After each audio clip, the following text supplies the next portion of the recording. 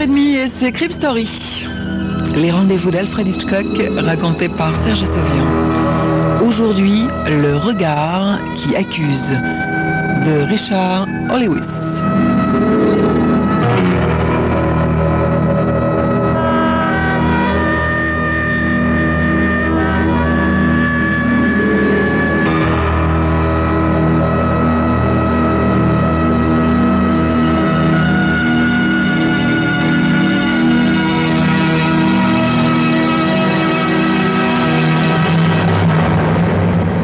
Arthur Hamlin a tout pour être heureux.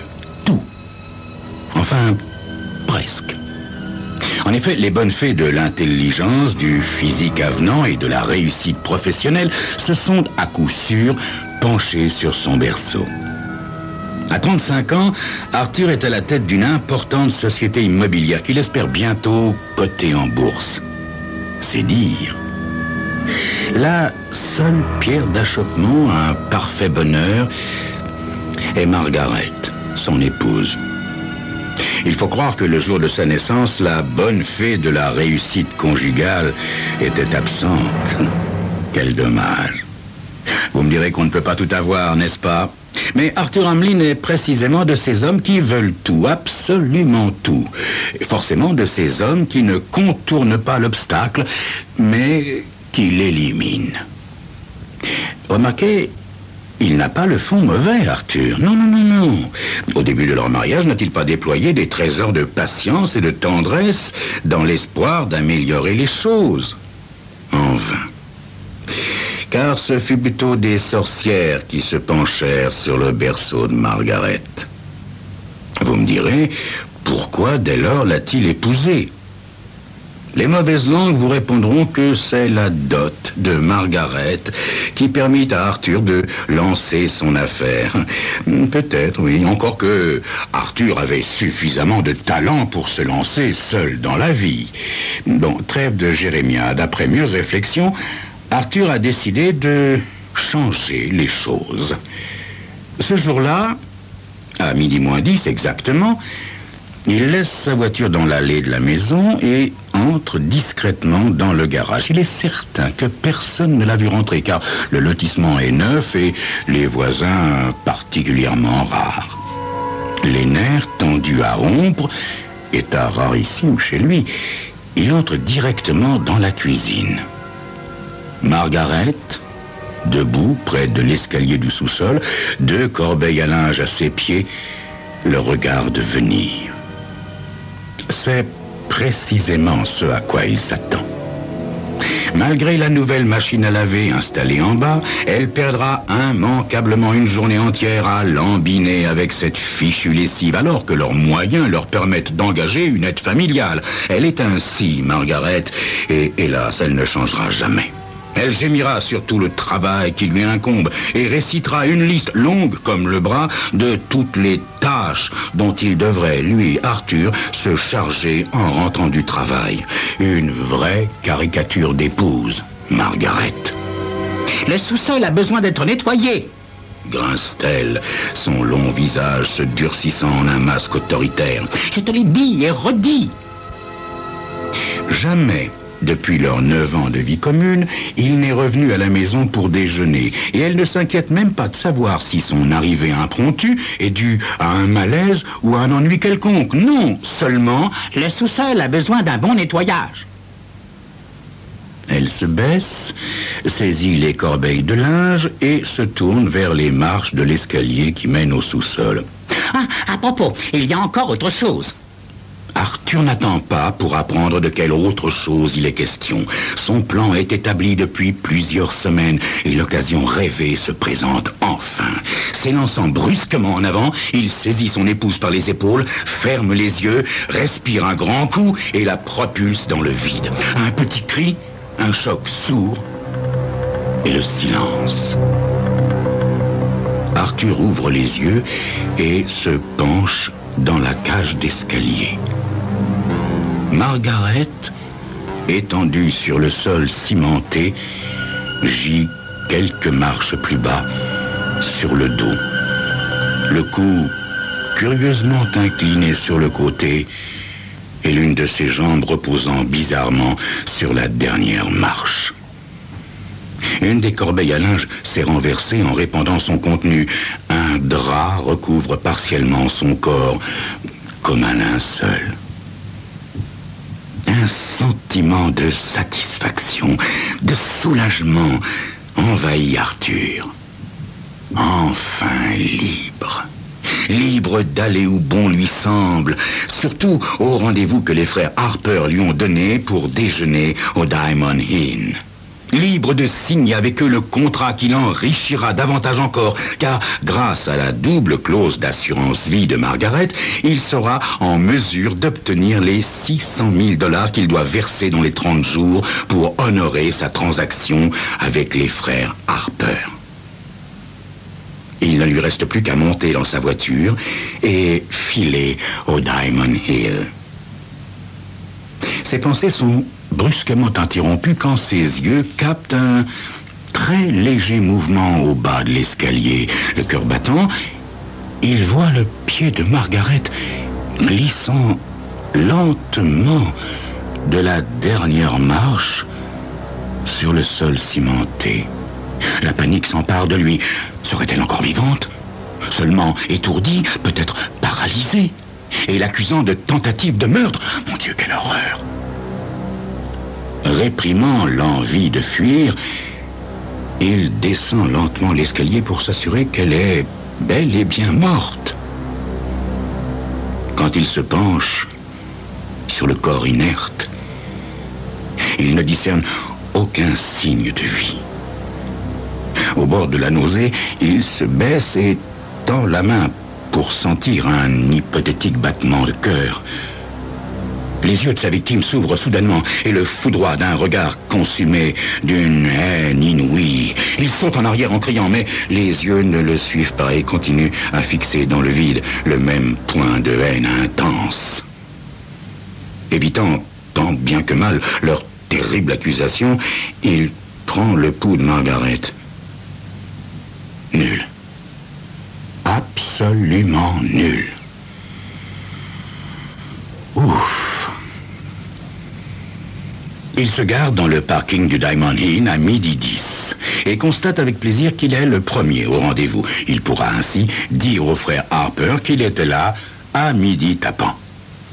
5 minutes plus tard, les Harper, accompagnés de leur avocat, sortent d'une magnifique limousine rouge. « Changement dans les plans !» fait Bill l'aîné. Nous allons à Elm Hills Fairway, un nouveau club de golf. Après déjeuner, nous ferons un parcours. Vous avez amplement le temps d'aller chez vous chercher vos clubs. « Ce n'est pas nécessaire, Bill, » répond Arthur en nage. « Je ne m'en sépare jamais pendant la saison. Ils sont dans le coffre de ma voiture. » L'affaire rondement menée, et 18 trous plus tard, Arthur Hamlin rentre chez lui. Jusque-là, tout a marché comme prévu. Il ne lui reste plus qu'à découvrir le corps de Margaret et de prévenir la police. Il entre dans la cuisine, s'arrête, le regard rivé sur la porte du sous-sol. Les yeux morts remplis de haine l'ont hanté tout l'après-midi. Il craint de les affronter à nouveau et, pire encore, de les revoir toute sa vie dans ses cauchemars. À moins que la mort ne les ait refermés. Il avance lentement, pas à pas, comme sous l'effet d'une force occulte. Atteignant la porte, il jette un rapide coup d'œil en bas. Ses cheveux se hérissent. Il s'agrippe à la porte pour ne pas tomber. Le corps de Margaret a disparu. Pire encore, le linge éparpillé a été ramassé et plié soigneusement dans la corbeille.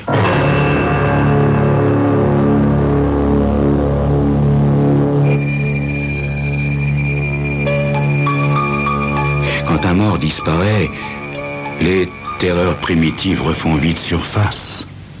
Tremblant comme une feuille, Arthur Hamlin se demande si c'est le diable en personne qui a enlevé le corps de Margaret, à moins que ce ne soient les sorcières qui se penchèrent jadis sur son berceau.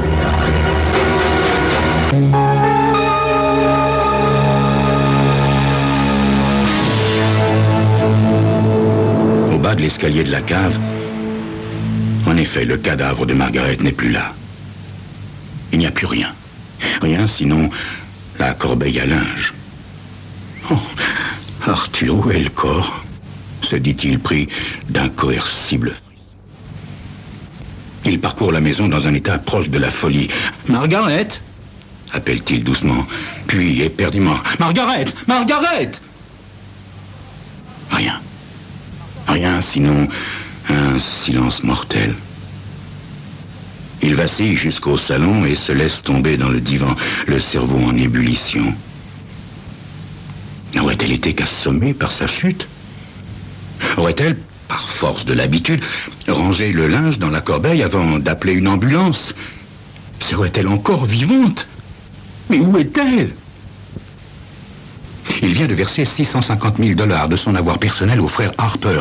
Malgré la santé de sa société immobilière, s'il ne peut toucher l'assurance vie de Margaret, cette somme creusera un trou qu'il mettra trop longtemps à combler.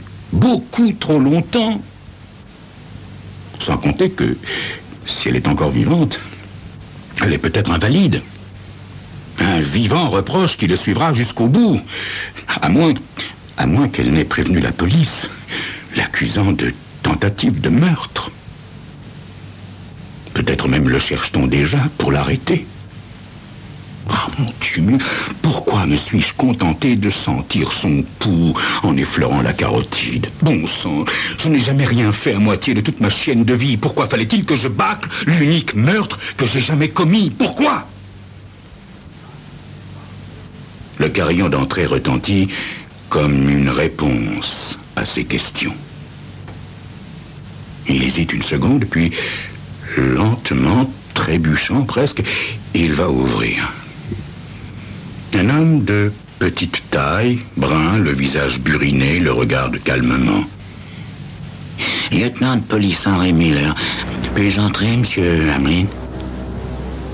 Hamlin incline la tête, s'efface et retourne péniblement au salon. Ça y est, c'est arrivé. C'est arrivé. Margaret est vivante, Margaret a parlé. Alors qu'il s'attend à ce que le policier lui dise ses droits, Miller le regarde avec une certaine sympathie et indique le divan. Peut-être feriez-vous mieux de vous asseoir, monsieur Hamlin. Je crains d'avoir de très mauvaises nouvelles à vous apprendre. Dès qu'Arthur s'est assis, Miller en fait autant en face de lui et sort un calepin de sa poche. Inutile de faire des détours, monsieur Hamlin. Je vais être franc avec vous. Votre épouse a fait une mauvaise chute dans l'escalier du sous-sol. Elle est... Enfin... Est-ce que c'est grave, lieutenant?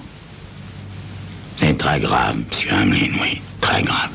Elle s'est rompue les vertèbres cervicales. Voyez-vous, d'après le rapport médical, la mort a été quasi instantanée, voyez-vous. Son corps est à la morgue. Elle n'y est quand même pas allée toute seule à la morgue, pense Arthur, en évitant de justesse un rire nerveux. Tandis que le lieutenant l'observe, il n'a pas, lui, à prétendre que c'est un choc pour lui. La disparition du cadavre, plus l'arrivée du lieutenant, lui ont amplement suffi. Il espère simplement que le soupir qui s'échappe de ses lèvres pourra être interprété pour celui d'une profonde affliction, plutôt qu'un soupir de soulagement. Margaret est morte. Margaret n'a pas parlé. Tout marche à la perfection, exactement comme il le souhaitait. Miller se racle la gorge avant de reprendre. Voici les détails que nous avons découverts jusqu'à maintenant, monsieur Hamlin. La machine à laver de votre épouse a dû tomber en panne ce matin, voyez? Alors elle a téléphoné au réparateur à 11h30. Il est venu approximativement vers 12h15. Le sang d'Arthur se glace dans ses veines. À un quart d'heure près, il tombait sur le réparateur. Nous sommes arrivés immédiatement après son appel téléphonique, continue le policier. Quand nous avons essayé de vous joindre, votre secrétaire ignorait où vous étiez. Dans ces circonstances, voyez, il ne nous restait plus qu'à conduire le corps à la morgue. J'ai patrouillé aux alentours en attendant votre retour. Arthur se racle la gorge. Elle est tombée accidentellement, lieutenant? Ben, il semblerait, monsieur Hamlin. Il semblerait. Le lieutenant dépose son carnet sur la table basse et fixe Arthur. Je suis désolé de vous importuner en de telles circonstances, monsieur Hamlin, mais je dois vous poser quelques questions de routine, voyez, pour le procès verbal. Je suis à votre entière disposition, lieutenant, murmure Arthur en se demandant si là, il n'en fait pas un petit peu trop. Voilà, monsieur Hamlin, j'aimerais avoir un bref compte-rendu de vos activités depuis le moment où vous avez quitté cette maison jusqu'à votre retour. Mais certainement, lieutenant. Je suis arrivé à mon bureau à 9h. J'ai étudié quelques contrats avec ma secrétaire jusqu'à ce qu'un couple âgé, les Ferguson, arrive en taxi. Je les ai emmenés voir l'immeuble qu'ils désirent acheter et puis je les ai reconduits à leur domicile vers 11h45, n'est-ce pas? Après quoi, je suis allé au Diamond Inn pour un déjeuner d'affaires avec les frères Harper et Greg Bender, leur avocat. Ah, vous avez déjeuné au Diamond Inn, monsieur? Oui. Non, voyez-vous, les Harper avaient une meilleure idée. Aller déjeuner à Herne Hills Fairways, le nouveau parcours de golf, et faire une partie ensuite. Ah oui, donc vous êtes revenu ici chercher vos clubs. Ah non, ça n'était pas nécessaire, lieutenant, mais ils étaient dans le coffre de ma voiture. Ah. Alors, donc vous avez conduit votre auto jusqu'à Herne Hills Fairway. Exactement, lieutenant. Greg Bender, l'avocat, m'a tenu compagnie. Ah oui, je vois, murmure le lieutenant en prenant note.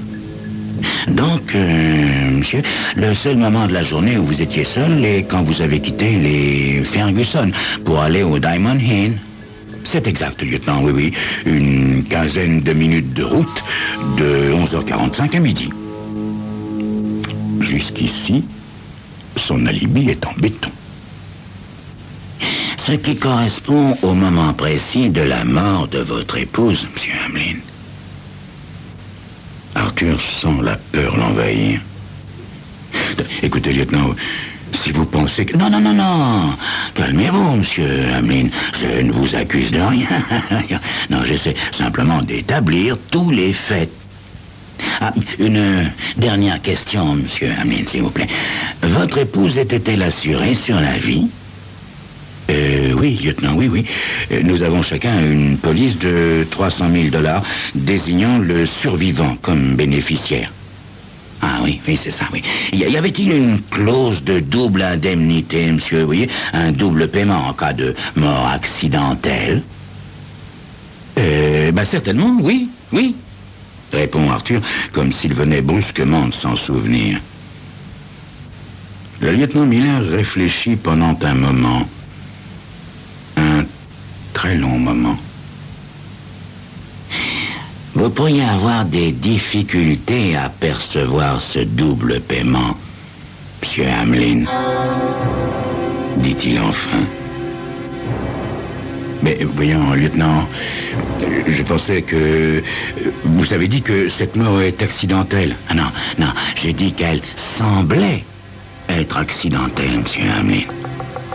Venez avec moi, j'aimerais vous montrer quelque chose.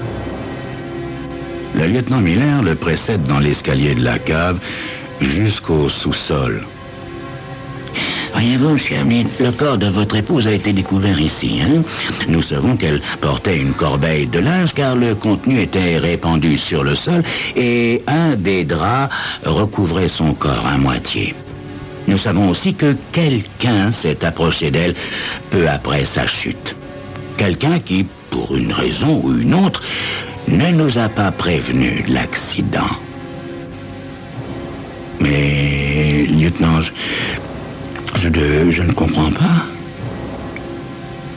Le lieutenant Miller sort un mouchoir blanc de la poche de son pantalon, le déplie soigneusement et l'étend à même le sol.